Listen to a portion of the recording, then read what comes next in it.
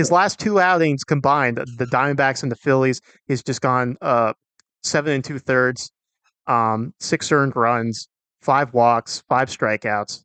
There's also the hit batters in there as well. Um, we've seen the Mets in this new regime with Carlos Mendoza and David Stearns. They talk about accountability. If guys aren't doing the job, um, you could be like Jeff McNeil and basically get benched for the week. You could be Omar Narvaez, get designated for assignment. You could be Adrian Hauser, get bumped to the bullpen. I just have to think at this point, you got to start considering that with Jose Quintana. I get that he's been around the block. He's kind of the same thing I alluded to with Carlos Carrasco. He's a respected veteran.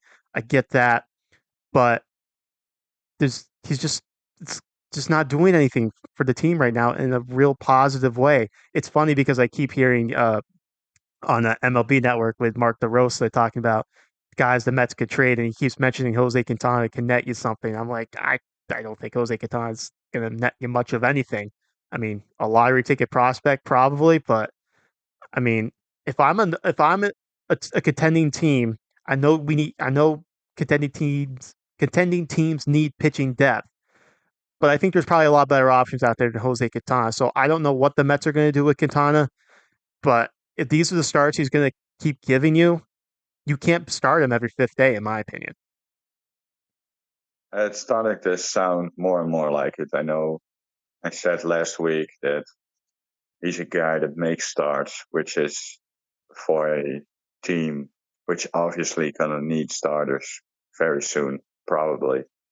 Um, you always need that dependable guy that makes his starts.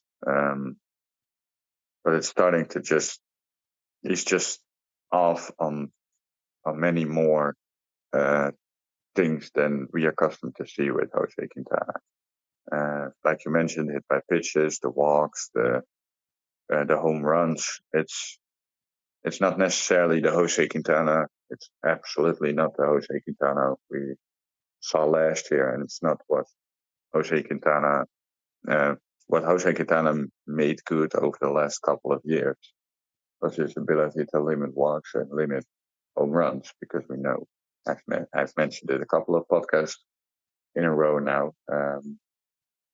We know he's gonna allow his fair share of hits, and right now that's just not happening.